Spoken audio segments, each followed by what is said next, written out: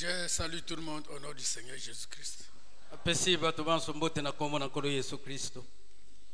C'est encore un privilège pour nous de venir en sa présence. Nous commençons notre culte par la lecture de la parole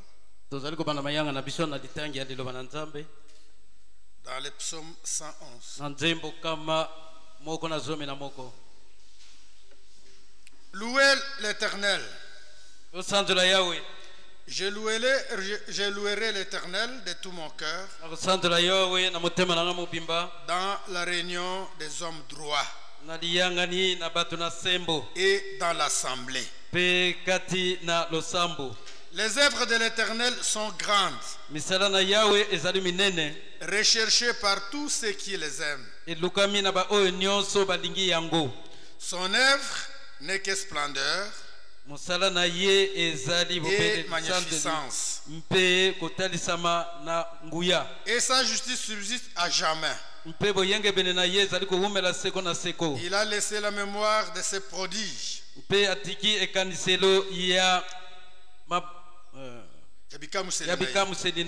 L'Éternel est miséricordieux et compatissant. Il a donné de la nourriture à ceux qui le craignent. Il se souvient toujours de son alliance. Il a manifesté à son peuple la puissance de ses œuvres en lui livrant l'héritage des nations. Les œuvres de ses mains sont fidélité et justice. Toutes ses ordonnances sont véritables, affermies pour l'éternité, faites avec fidélité et droiture. Il a envoyé la délivrance à son peuple. Il a établi pour toujours son alliance. Son nom est saint et redoutable. La crainte de l'Éternel est le commencement de la sagesse. Tous ceux qui l'observent ont une raison saine. Sa gloire subsiste à jamais. Mon sauveur, Jésus est mon sauveur. Jésus est mon sauveur. Je ne suis pas seul. Oh, je ne suis pas seul. Mon sauveur. Jésus est mon sauveur. Jésus est mon sauveur. Je ne suis pas seul. Mon secours. Jésus est mon secours. Jésus est mon secours. Je ne suis pas seul. Oh, je ne suis pas seul. Mon secours. Jésus est mon secours. Jésus est mon secours. Je ne suis pas seul. Mon berger. Jésus est mon berger. Jésus est mon berger. Je ne suis pas seul. Oh, je ne suis pas seul. Mon berger. Jésus est mon berger. Jésus est mon berger. Je ne suis pas seul. Oh, je ne suis pas seul. Mon berger. Jésus est mon berger. Jésus est mon berger. Je ne suis pas seul. Mon rédempteur. Jésus est mon rédempteur. Jésus est mon rédempteur. Je ne suis pas. Oh, je ne suis pas seul. Mon rédempteur. Jésus est mon rédempteur. Jésus est mon rédempteur. Je ne suis pas seul. Oh, je ne suis pas seul. Mon rédempteur. Jésus est mon rédempteur. Jésus est mon rédempteur. Je ne suis pas seul. Mon guide, Jésus est mon guide. Jésus est mon guide. Je ne suis pas seul. Oh, je ne suis pas seul. Mon guide, Jésus est mon guide. Jésus est mon guide. Moi, je ne suis pas seul. Que chacun prie. Et recommandons le culte de ce soir entre ses mains. Qu'il soit notre secours. Qu'il soit notre soutien. Si nous avons aussi des requêtes, que nous puissions lui exprimer cela. Prions.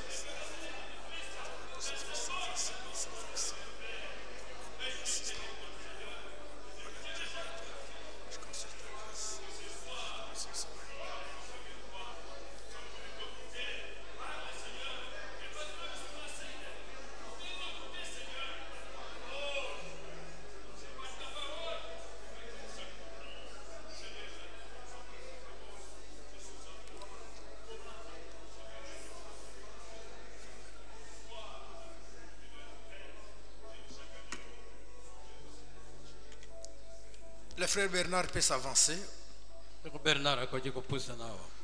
Mon guide, Jésus est mon guide.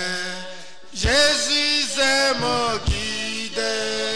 Je ne suis, oh, je ne suis pas seul. Mon guide, Jésus est mon guide. Jésus est mon guide. Je ne suis, oh, je ne suis pas seul. Mon guide, Jésus est mon guide. Jésus est mon guide. Je ne suis pas seul. Mon consolateur, Jésus est mon consolateur. Jésus est mon consolateur. Je ne suis, oh, je ne suis pas seul. Mon consolateur, Jésus est mon consolateur. Jésus est mon consolateur.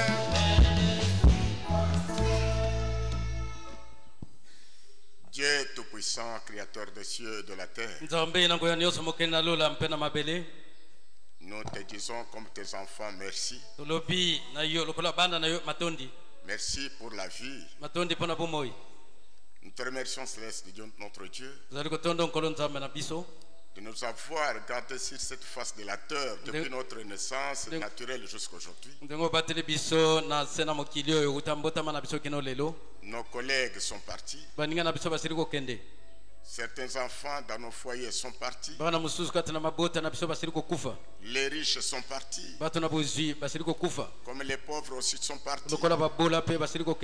Si nous vivons encore, nous n'avons pas à nous justifier. Tu l'as exprimé que réellement tu es notre bon berger. Tu es notre parent rédempteur. Tu es tout en tout pour nous. Tu n'as pas regardé à nos faiblesses, mais parce que tu as encore à faire avec nous. Nous sommes vivants ce soir. Nous te disons merci. Quand David a chanté ce cantique, il savait ce qu'il disait. Il avait vu que depuis son jeune âge, jusqu'au jour où il a chanté l'Éternel est mon berger, il était certain que Dieu était avec lui. Et si nous le disons aujourd'hui, Père, si ton serviteur nous a conduit à chanter aussi ce cantique, c'est parce que nous sommes certains que ce que nous sommes, c'est ta grâce. Bénis ton serviteur. Bénis nos réunions de ce soir. Nous ne sommes pas venus dans le pique-nique. Nous ne sommes pas venus pour nous faire voir. Non plus pour voir quelqu'un. Ou pour écouter quelqu'un. Nous ne sommes pas appelés par un homme. Nous sommes appelés par toi. Toi tu as dit venez à moi. Vous qui êtes fatigués, cherchez. Vous qui avez des problèmes sans réponse. Sans solution. Venez à moi. Vous qui êtes malades. Venez à moi. Moi, Dieu. Moi, Jésus. Je vous donnerai le repos. Le repos dans vos corps. Le repos de vos âmes. Toi, tu ne peux pas mentir, Seigneur. C'est pourquoi nous t'avons placé toute notre confiance. Mais nous allons vers celui qui ne ment pas. Nous allons vers celui qui nous dit la vérité. Celui que nous avons crié sans voir avec nos yeux. Père très saint, souviens-toi. Tu as dit que là où 2 ou 3 sont réunis à mon nom, moi je suis au milieu d'eux. S'ils me demandent quelque chose, moi Jésus, je vais leur accorder ça. Nous avons besoin de ta présence. Que toi-même Dieu, ta présence puisse remplir cet espace. Qu'elle puisse nous ravir dans le lieu céleste. Nous donner la joie de notre salut. Nous donner l'oreille capable d'entendre ton langage ce soir. Pardonne nos péchés. Pardonne nos transgressions. Conduis-nous dans les cantiques. Prêche-nous l'évangile. Écoute pour nous l'évangile de ce soir. Bénis notre pasteur. Bénis tous tes serviteurs. Bénis tes enfants. Sois-nous favorables du début à la fin. Pour la gloire de ton Seigneur. Au nom de Jésus-Christ. Nous l'avons demandé par la foi. Amen. Amen.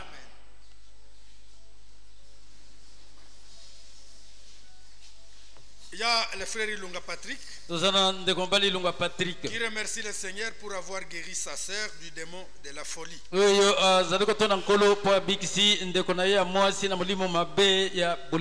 Oui, que notre Dieu soit loué.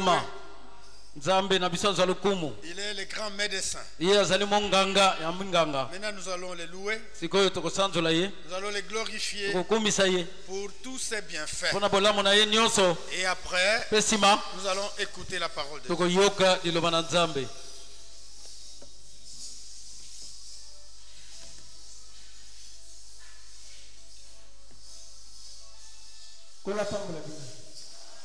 Ando bazana bareke bazui numéro 156 207 475 156 207 475.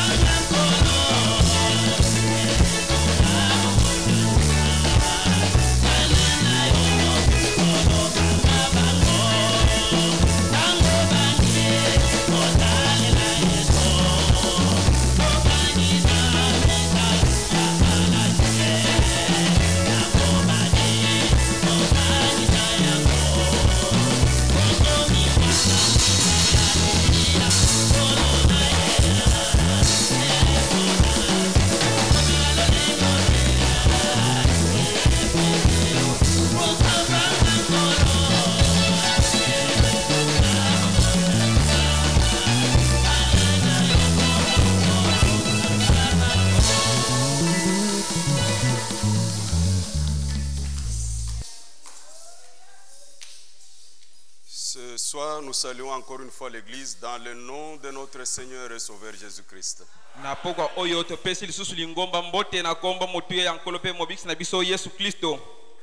Dieu continue à user sa miséricorde envers nous. C'est pourquoi nous devons être dans la joie. Il est écrit que l'homme ne vit pas de pain seulement, mais l'homme vit de toute parole qui sort de la bouche de Dieu.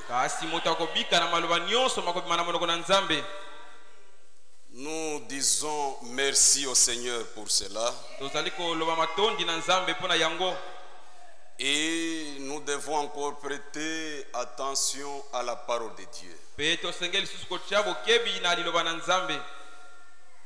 Nous parlons sur les trois sortes de croyants. Il s'agit de vrais croyants, des semi-croyants et des incrédules. Mais Dieu qui nous a appelés, qui est riche en miséricorde, il n'a pas la volonté de perdre une seule âme parmi nous. La volonté de Dieu, c'est que tous soient sauvés. C'est pourquoi, bien-aimés, devons demander l'aide du Seigneur, qu'il nous fasse grâce afin de vivre la parole. Les vrais croyants, ce sont des gens particuliers, comme on l'a vu. Ce sont des gens qui ont la révélation de Dieu. Et ils ont aussi la révélation de la parole. La révélation vient de Dieu. Les vrais croyants, ils écoutent la parole et ils comprennent le langage de Dieu. Parce que Dieu, notre Père, a son langage. Et pour comprendre son langage, il faut naître de Dieu. C'est vrai. Et ce soir, nous continuons. Les vrais croyants, selon la parole de Dieu, ce sont des gens qui expérimentent la puissance de transformation. Ici, je voudrais que l'Église comprenne bien la chose. Les vrais croyants expérimentent la puissance de transformation. Car la parole de Dieu est une puissance. Et quand les vrais croyants l'expérimentent, ils portent un témoignage dans leur vie. Bien-aimés, la parole de Dieu est puissante. Lisons cela dans Hébreux au chapitre 4. Je vous invite à vous lever. Hébreux chapitre 4, nous sommes au verset 12. Il est écrit: car la parole de Dieu est vivante et efficace, plus tranchante qu'une épée quelconque à deux tranchants, pénétrante jusqu'à partager âme et esprit, jointure et moelle. Elle juge les pensées et les sentiments et les pensées du cœur. Dieu Tout-Puissant, ton nom c'est le Seigneur Jésus-Christ. Du fond de nos cœurs, nous te disons merci. Nous sommes tes enfants. Nous venons en ta présence. Parle-nous par ta parole. Console-nous, Seigneur. Et qu'au nom de Jésus-Christ, que les malades soient guéris. Fortifie les faibles. Oh Dieu bien-aimé, nous croyons que tu le feras. Pourvois à tous nos besoins. Que tout celui qui est entré affligé, au nom de Jésus-Christ, qu'il sorte consolé. Seigneur Dieu, nous attendons à toi et fais que lorsque nous allons sortir d'ici, que nous puissions dire, il était bon d'aller dans la maison du Seigneur. Commence avec nous comme Alpha et termine avec nous comme Oméga. Nous le demandons avec foi dans le nom merveilleux, le nom qui est au-dessus de tout nom, celui de notre Seigneur et Sauveur Jésus-Christ. Amen. Amen. Vous pouvez vous asseoir et que le Seigneur vous bénisse. Voyez, bien-aimés, l'écriture est très profonde. La Bible dit, car la parole de Dieu est vivante. C'est-à-dire cette parole que nous avons crue, ce n'est pas une parole morte, c'est une parole vivante. Et elle est efficace. Elle pénètre. Elle partage l'âme et l'esprit. Jointure et moelle. La Bible dit, elle est plus tranchante qu'une épée à deux tranchants. C'est vrai, mes chers frères. C'est pourquoi quand les vrais croyants expérimentent cette puissance de la parole, ils changent. Quand on croit au Seigneur, on ne doit pas rester la même personne. Non, mes chers frères. Quand on croit au Seigneur, on doit changer. Parce que la parole que nous avons crue, ce n'est pas une parole morte. C'est une parole vivante. Et quand cette parole, qui est une sémence, lorsqu'elle tombe dans le cœur d'un vrai croyant, la parole agit. Je vous dis la vérité, mes chers frères. Elle est tellement puissante qu'il n'y a pas moyen de l'expliquer. Il faut la vivre. C'est alors que vous comprendrez que la parole de Dieu est puissante.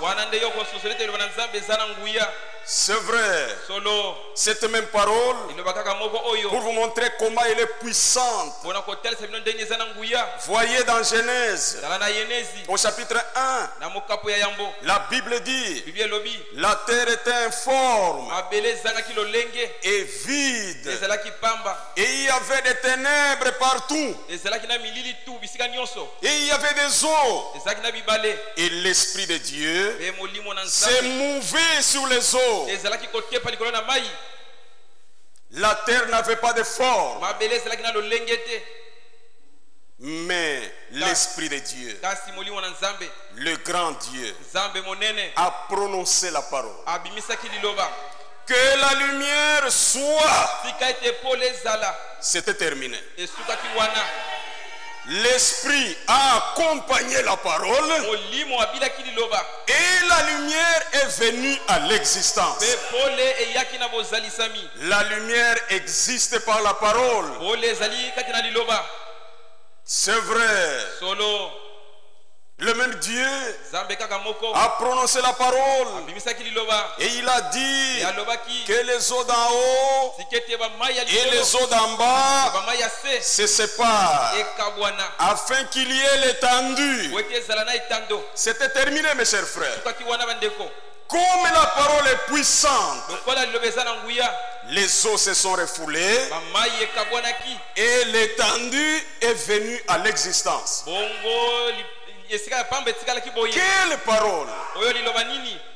Bien-aimé, grand Dieu a dit que les eaux qui sont en bas se séparent et que les secs paraissent. Par la parole de Dieu, les eaux se sont refoulées et le sec existe. La parole est puissante. C'est pourquoi, mes chers frères, quand vous croyez au Seigneur, vous devez savoir ce que vous croyez. Ce n'est pas une parole morte qu'on a crue. Non, elle est efficace. C'est vrai. Grand Dieu n'était pas un agronome pour prendre la houe en main et des semences pour commencer à ensemencer la terre. Non, non. Mais grand Dieu a prononcé la parole. Et il a dit que la terre produise des arbres et des arbres fruitiers ayant en eux leur semence, et que chaque semence se reproduise selon son espèce. C'était terminé.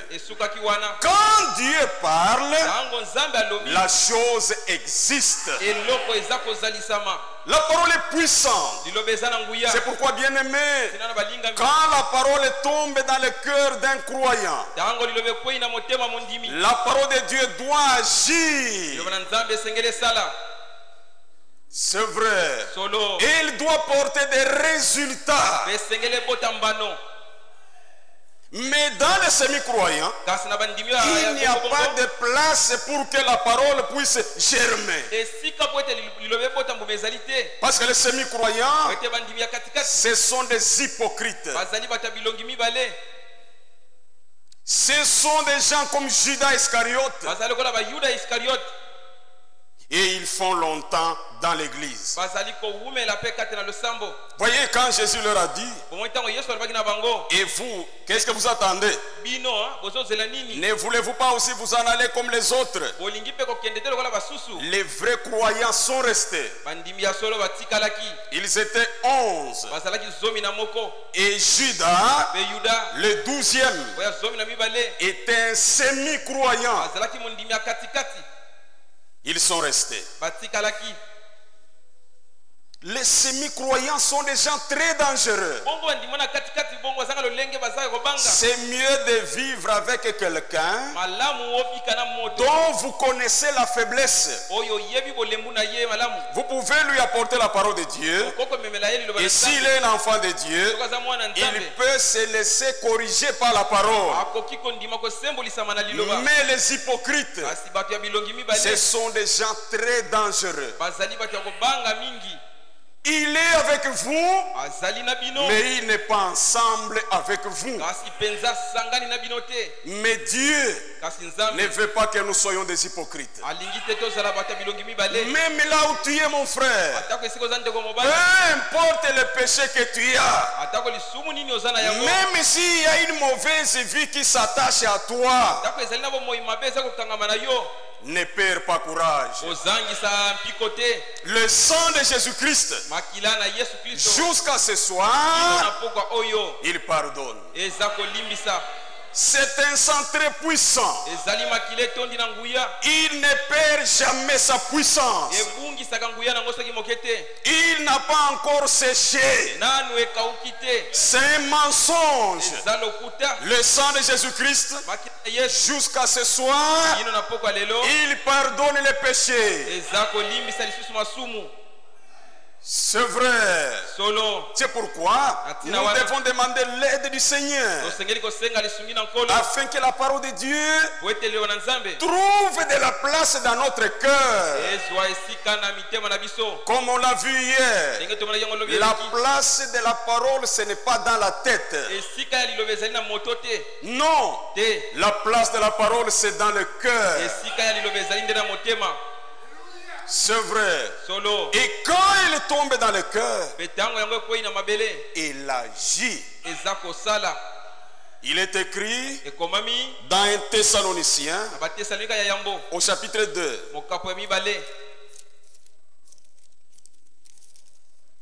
Le chapitre 2, nous sommes au verset 13. C'est pourquoi nous rendons continuellement grâce à Dieu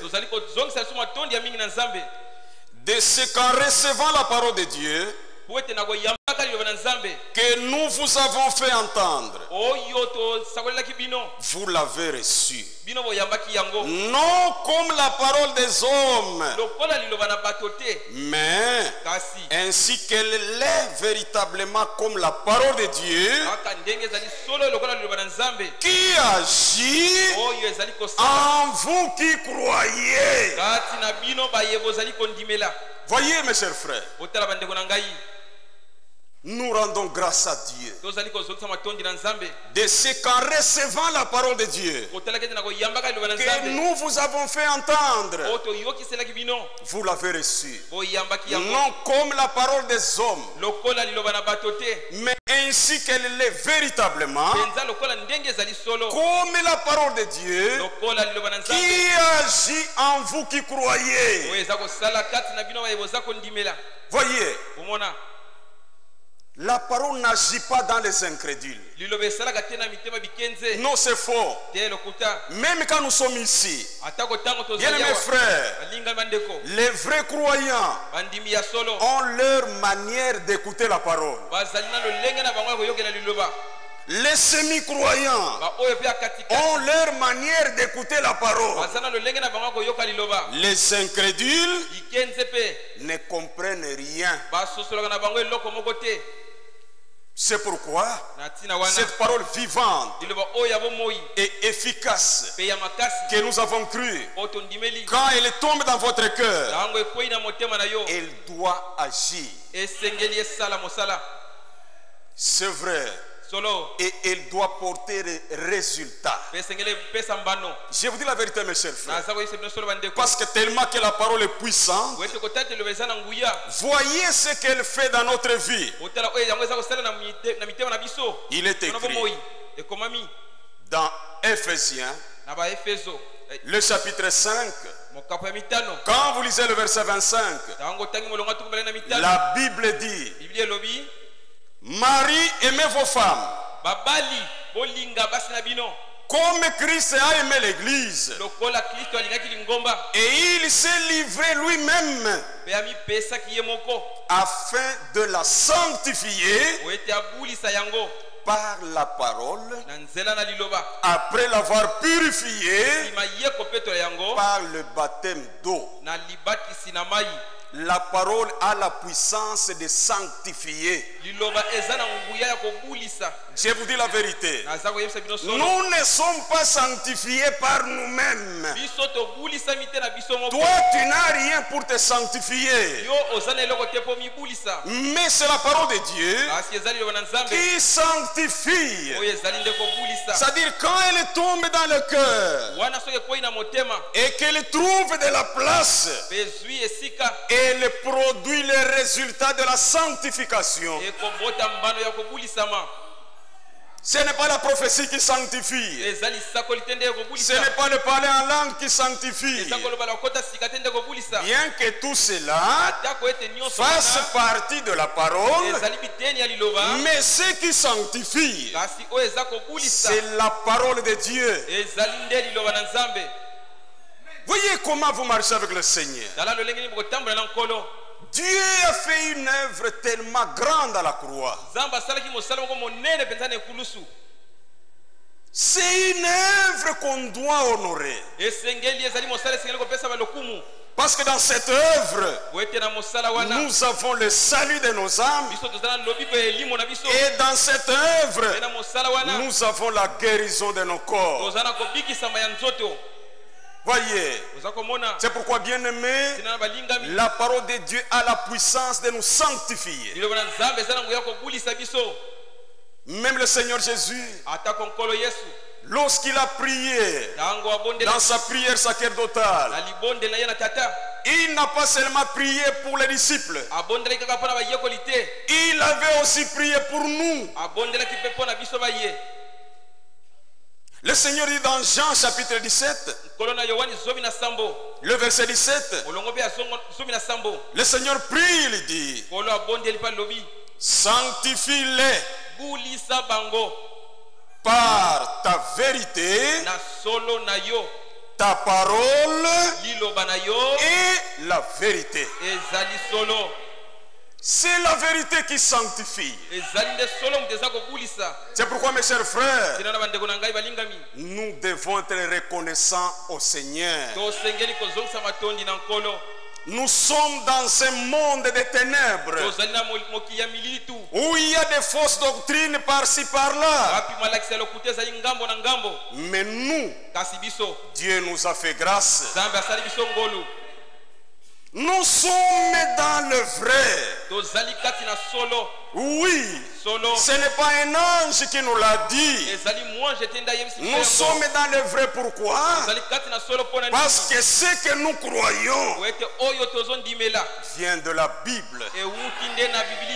Seule la Bible est la vérité. Et pour nous, tout ce que dit la Bible, tout ce que dit la Bible, pour nous, c'est oui et amen. C'est vrai. Tout enseignement, toute doctrine qui ne vient pas de la Bible, il est faux. Nous ne sommes pas les tonneristes, frères. Non, non, non, non, non, non. Non. Ils disent que la Bible est une manne pourrie. Ça, c'est un blasphème. La Bible, c'est la parole éternelle de Dieu. La Bible, c'est Dieu sous forme des Écritures.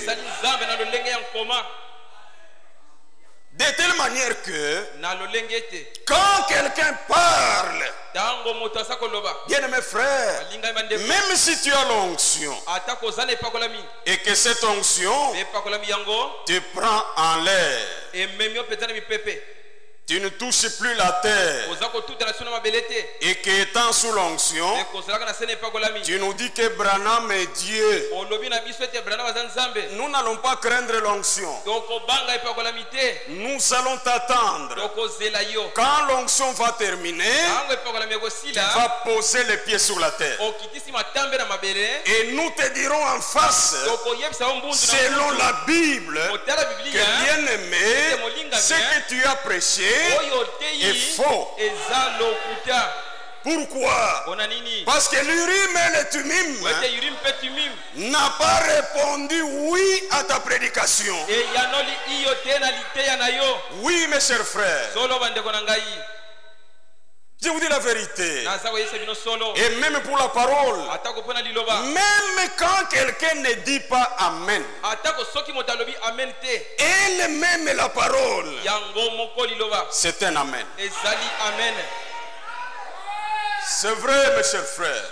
C'est pourquoi, bien aimé, quand la parole tombe dans un cœur bien disposé, la parole de Dieu agit.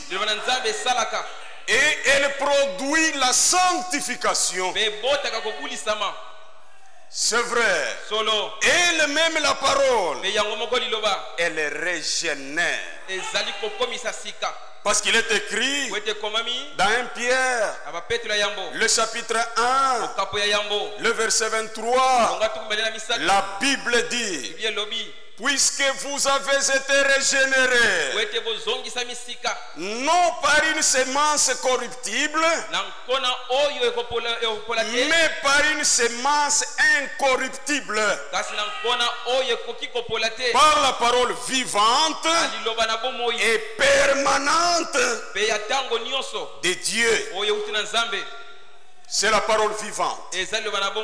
Elle régénère.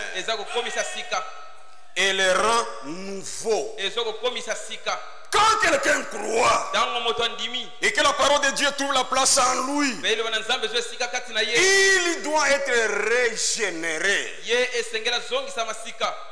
rendu nouveau. Puisque vous avez été régénéré, non par une semence corruptible, mais par une semence incorruptible, par la parole vivante et permanente de Dieu. C'est pourquoi, mes chers frères, nous devons dire merci au Seigneur. Tu n'as rien fait, toi, pour que Dieu te garde dans cette vérité. Tu n'as rien payé. C'est la grâce de Dieu. Mais cette vérité ne doit pas être seulement une prédication. La vérité doit être la vie. Que notre vie parle plus que notre témoignage. C'est vrai. La parole de Dieu, elle régénère. Elle-même la parole. Bien-aimés frères, elle nous fait enfants de Dieu. Nous ne sommes des fils des hommes. Mais cette parole, tellement qu'elle est puissante, bien-aimé, elle fait de nous des enfants de Dieu. Il est écrit dans Jean au chapitre 1, le verset 1, la Bible dit: au commencement était la parole, et la parole était avec Dieu, et la parole était Dieu. C'est pourquoi nous croyons que la parole est Dieu. Pas un homme. Pas un homme. Branham n'est pas Dieu. Quand quelqu'un croit que Branham est Dieu, c'est un idolâtre. Branham n'est pas monté à la croix. C'est notre frère. C'est un prophète de l'âge de l'Odyssée. Il est le 7e et le dernier. Nous le respectons en tant que tel. Mais quant à l'adorer, non. Non. C'est pourquoi, bien aimé, ne papillonnez pas d'église en église. Non, non. Non. Aujourd'hui, tu pries chez les branhamistes. Demain, chez Jésus est déjà venu. Demain, ton est révélé. Et tu dis, nous sommes tous enfants de Branham. Nous ne sommes pas des enfants de Branham. Jamais, jamais, jamais. Les enfants de Branham sont en Amérique. Nous, même quand on nous appelle branhamistes, c'est par erreur. Nous ne sommes ni branhamistes, ni franquistes. Nous sommes des chrétiens. Parce que c'est Christ qui est mort pour nous à la croix. C'est vrai. La parole de Dieu fait de nous des enfants de Dieu. Au commencement était la parole. Et la parole était avec Dieu. Et la parole était Dieu. Et au verset 11 il est écrit: cette parole est venue chez les siens, mais les siens ne l'ont point reçue. Mais Mais à tous ceux qui l'ont reçu, à ceux qui croient en son nom, cette parole leur a donné le pouvoir de devenir enfants de Dieu. Voyez, c'est la vérité, mes chers frères.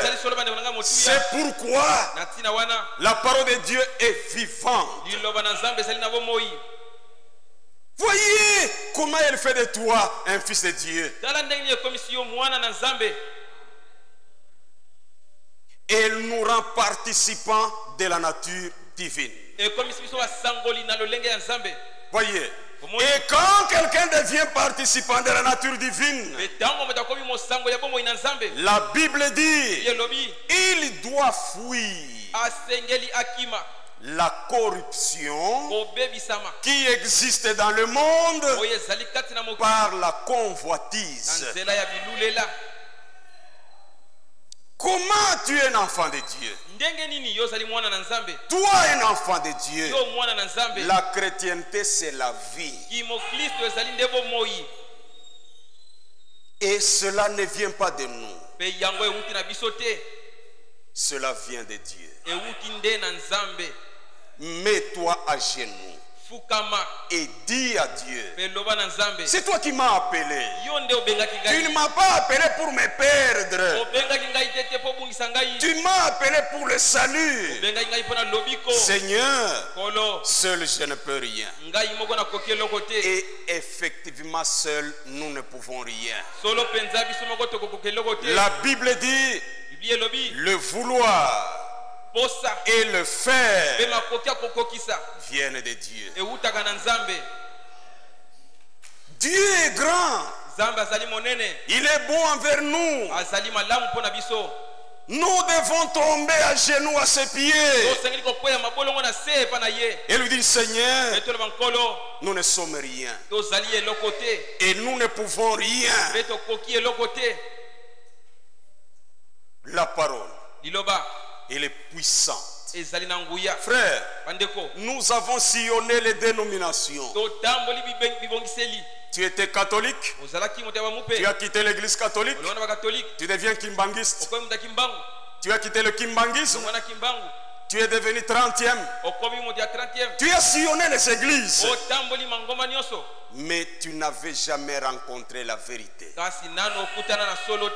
Mais Dieu qui t'a aimé avant la fondation du monde, lorsque le temps a sonné, lui-même, par son amour, il t'a ramassé dans le bourbier du péché. Tu avais une sale vie.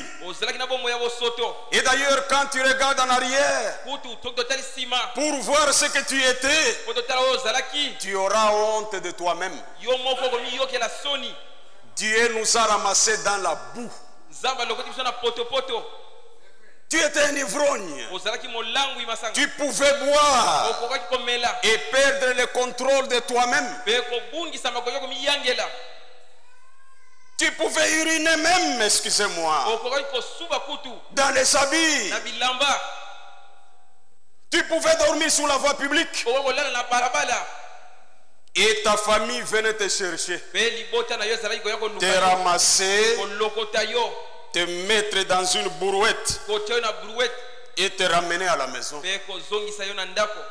Mais grâce soit rendue à Dieu. Dieu t'a aimé d'un amour dont papa ne pouvait pas t'aimer. Dieu t'a aimé d'un amour dont maman ne pouvait pas t'aimer. Il a ramassé chacun dans la boue où il était. Et il nous a amenés ici. Il nous a donné la parole de vérité. Et aujourd'hui, à cause de cet amour, nous sommes enfants de Dieu. Quel amour! Un amour merveilleux. Qu'est-ce que tu peux lui donner, frère? Craignons le Seigneur. ne soyons pas des auditeurs. Mais quand nous entendons la parole, mettons la parole en pratique. Nous serons des hommes heureux. Bien-aimés, il n'y a plus de temps. Ne joue plus avec le monde. Bientôt le monde passe. L'heure est très grave. Le Seigneur revient bientôt. Pourquoi patauger dans le péché? La parole, elle nous transforme. Je vous dis la vérité. L'apôtre Paul, avec le Saint-Esprit en lui, il écrit aux Romains, en son chapitre 12, quand vous lisez le verset 1, il est écrit: je vous exhorte donc, frères, par les compassions de Dieu, à offrir vos corps comme un sacrifice vivant, saint, agréable, ce qui sera de votre part un culte raisonnable. Et au verset 2 il écrit: ne vous conformez pas au siècle présent, mais soyez transformés par le renouvellement de l'intelligence, afin que vous discerniez quelle est la volonté de Dieu, ce qui est bon, agréable et parfait. Un homme transformé, il a une intelligence renouvelée. Il discerne la volonté de Dieu. Un chrétien, en toutes choses, il cherche la volonté de Dieu. Ne vous conformez pas au siècle présent. Frère, nous n'avons rien de commun avec le monde. Non. Même dans notre habillement. Ma soeur bien-aimée, la Bible dit: ne vous conformez pas au siècle présent, mais soyez transformés par le renouvellement de l'intelligence. Une fille de Dieu, pourquoi elle doit appliquer beaucoup d'artificiel? La beauté que nous recherchons, c'est la beauté du cœur. Il doit y avoir une différence entre une croyante et une païenne. Même dans notre manière, il doit y avoir une différence. Pourquoi? Si quelqu'un est en Christ, il est une nouvelle créature. Les choses anciennes sont passées et voici toutes choses sont devenues nouvelles. C'est ce que dit la Bible. Voyez mes chers frères, un chrétien transformé, Papa Wemba dans son téléphone, Wenge, Fali, tout ça, bien aimé. L'homme de Dieu disait quelque chose. Le frère Branham, dans son message, la condamnation par représentation, il disait quelque chose. Montrez-moi la musique que vous aimez chanter. Montrez-moi les images que vous aimez regarder. Et montrez-moi la compagnie que vous fréquentez. Je vous dirai l'esprit qui vous anime. Un enfant de Dieu se contente de la parole de Dieu. C'est vrai. Que le Saint-Esprit vous fasse comprendre la chose. Pourquoi des chansons païennes? Et il connaît tous les albums de tous les musiciens. Non. Un homme sauvé, un homme régénéré, un homme né de nouveau, il chante les cantiques de la rédemption, les cantiques du salut. Nous n'étions rien, mais quand nous chantons, nous comprenons même ce que nous chantons. Nous disons au Seigneur merci. Ce que tu as fait pour nous est grand, Seigneur. Et à cause de ça, nous devons lui rendre grâce. Lui donner l'honneur. Même dans notre vie. C'est vrai, la parole de Dieu, tellement qu'elle est puissante, et elle opère même la nouvelle naissance en nous. Je vous dis la vérité, la nouvelle naissance, c'est la première expérience chrétienne. Elle est obligatoire. Je vous dis la vérité, c'est la première doctrine de notre Seigneur Jésus-Christ. Jésus n'a pas commencé par les 7 sceaux.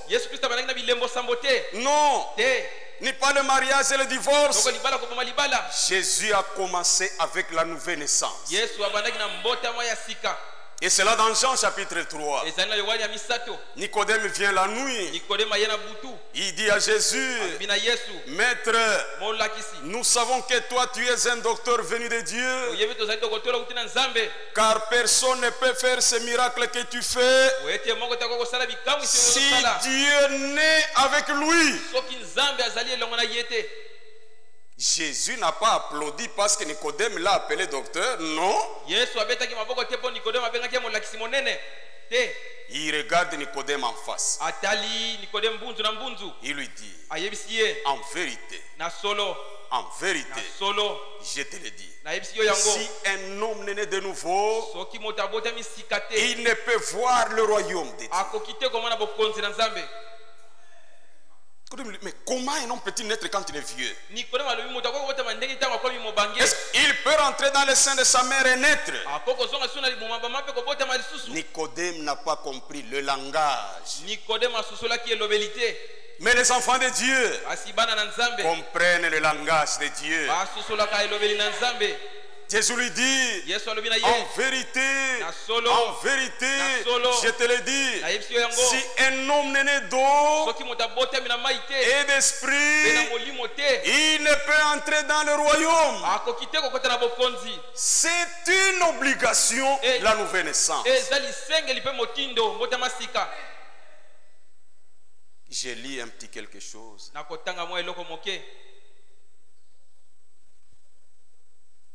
Dans le christianisme traditionnel, je suis à la page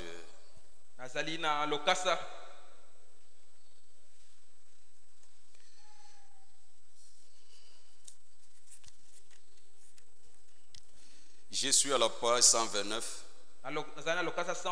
Il est dit ceci: l'événement de la nouvelle naissance. L'événement de la nouvelle naissance est une condition divine absolument nécessaire pour pouvoir entrer dans le royaume de Dieu. Cet événement de la nouvelle naissance n'a absolument rien à voir avec la philosophie de la réincarnation. Voyez, il y a des églises qui enseignent que la nouvelle naissance, c'est la philosophie de la réincarnation. C'est-à-dire quand quelqu'un meurt, maintenant il va revenir sous une autre forme. Et c'est ça la nouvelle naissance. C'est un mensonge. La nouvelle naissance lors de la nouvelle naissance, tel qu'elle nous est enseignée dans les Saintes Écritures, l'homme ne revient pas sous une autre forme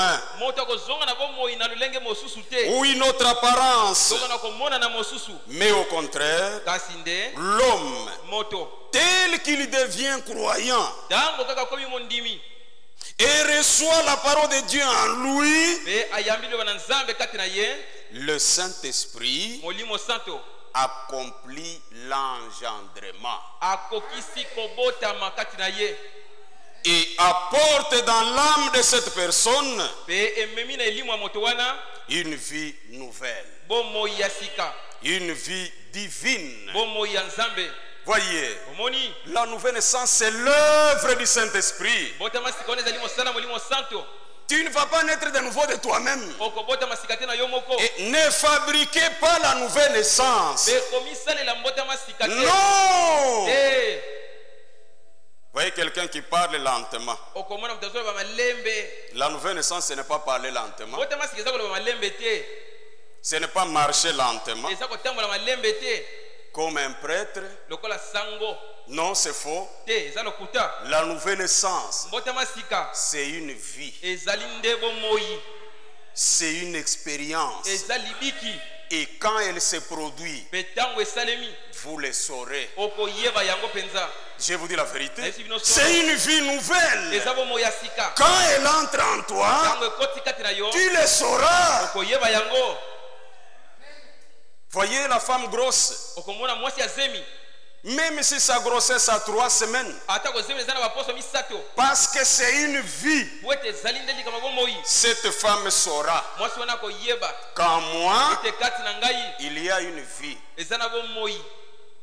Et c'est cette vie-là qui est en elle qui lui donne même le goût de manger. Elle aime manger les histoires aigres. C'est la vie qui est en elle qui lui donne ce goût. Même la nouvelle naissance, quand elle s'opère, c'est une vie. Elle va vous donner le goût de manger. La nouvelle naissance ne mange pas l'adultère. Comment toi, frère, tu vas à Lubumbashi, tu reviens, chérie, pardonne-moi, j'étais tombé. Tu vas à Kolwezi, tu reviens, chérie, pardonne-moi, j'étais tombé. Tu vas en Afrique du Sud, chérie, pardonne-moi. Frère, est-ce que c'est dans un manguier où tu montes pour que tu tombes facilement? On doit craindre le Seigneur. Parce que ce qu'il a fait pour nous est grand. Pour ce soir, que le Seigneur vous bénisse.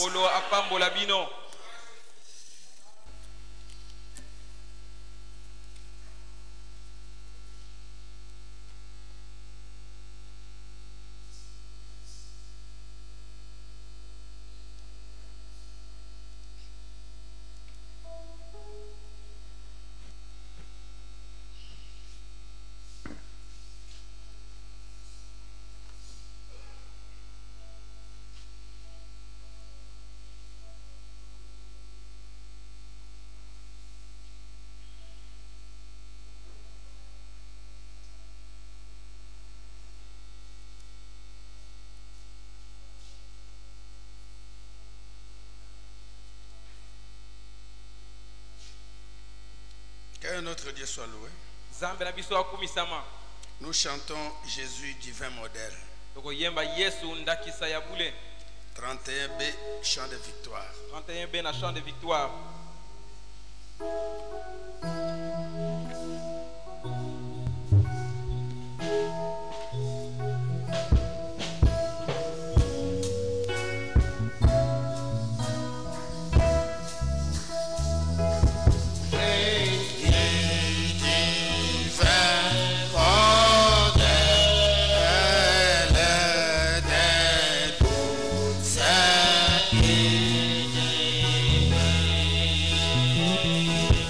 Das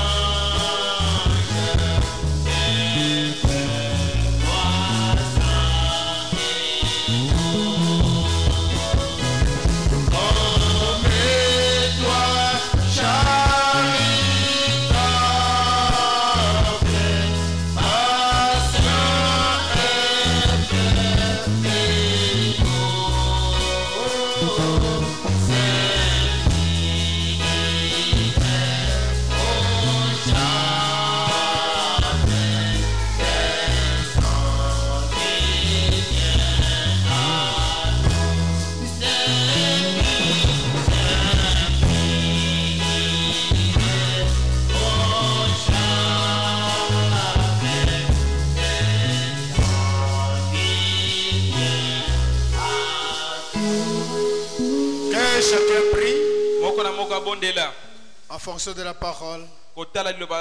Si vous avez aussi un besoin, exprimez cela à Dieu. Parce qu'il est un secours qui ne manque jamais dans la détresse. Et c'est lui notre bon berger. La Bible dit, le Seigneur est mon berger. L'Éternel est mon berger. Je ne manquerai de rien. Prions.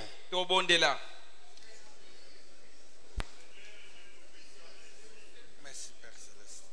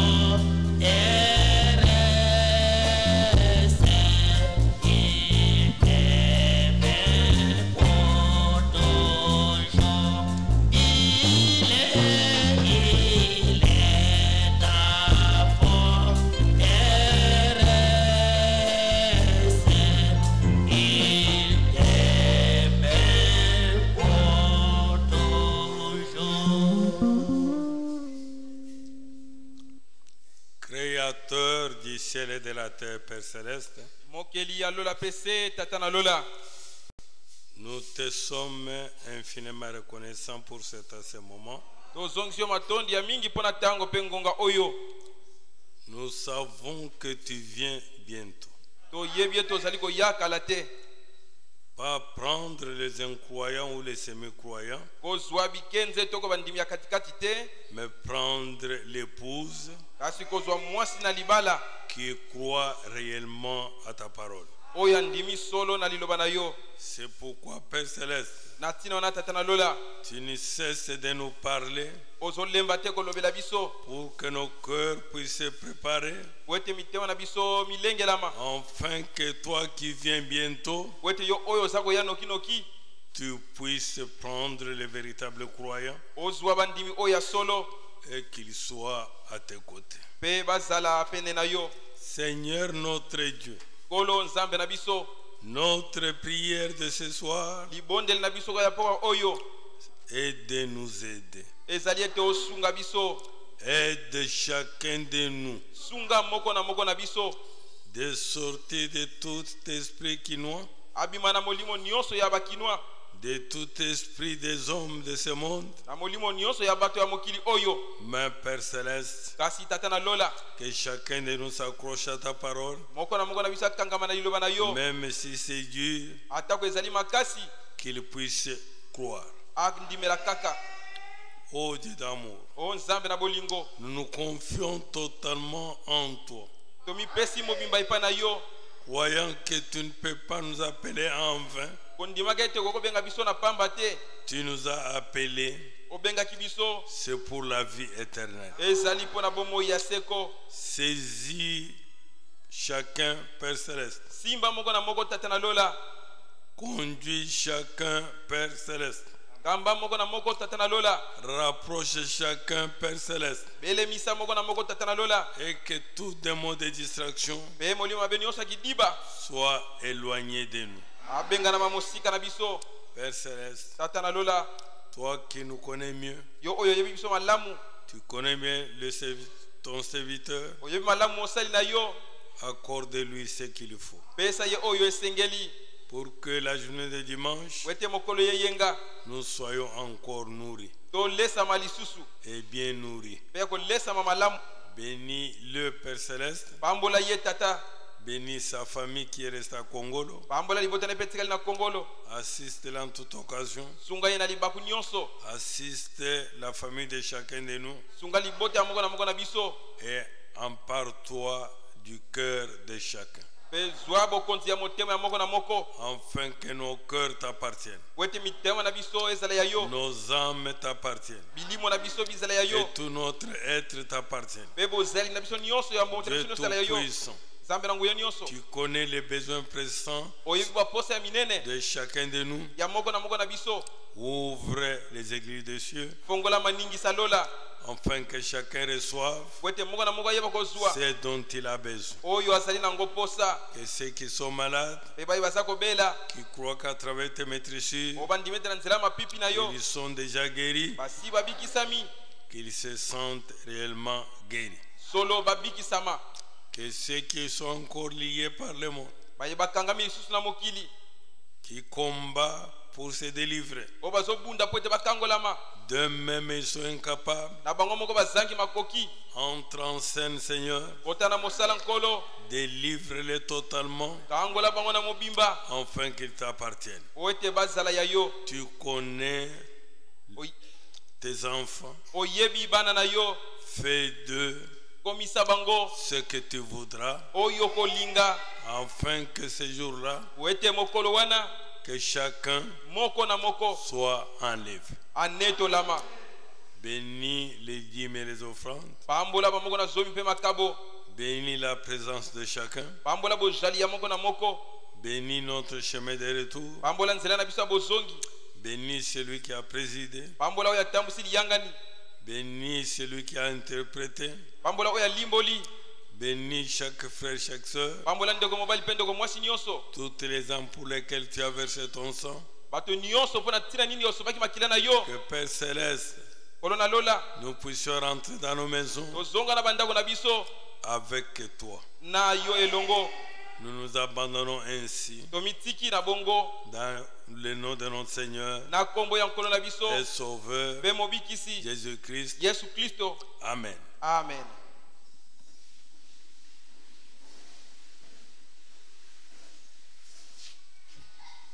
Les parents de Mongafula, n'oubliez pas d'envoyer les enfants à l'école de samedi. Et les autres parents à l'école de dimanche. La chorale peut chanter.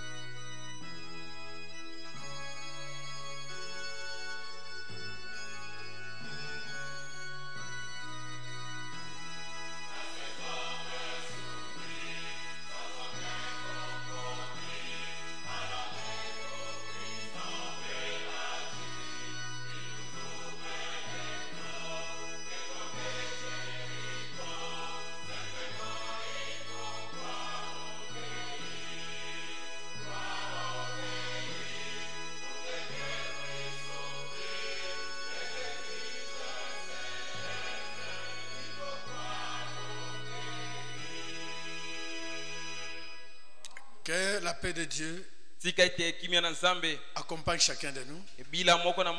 Au nom du Seigneur Jésus-Christ.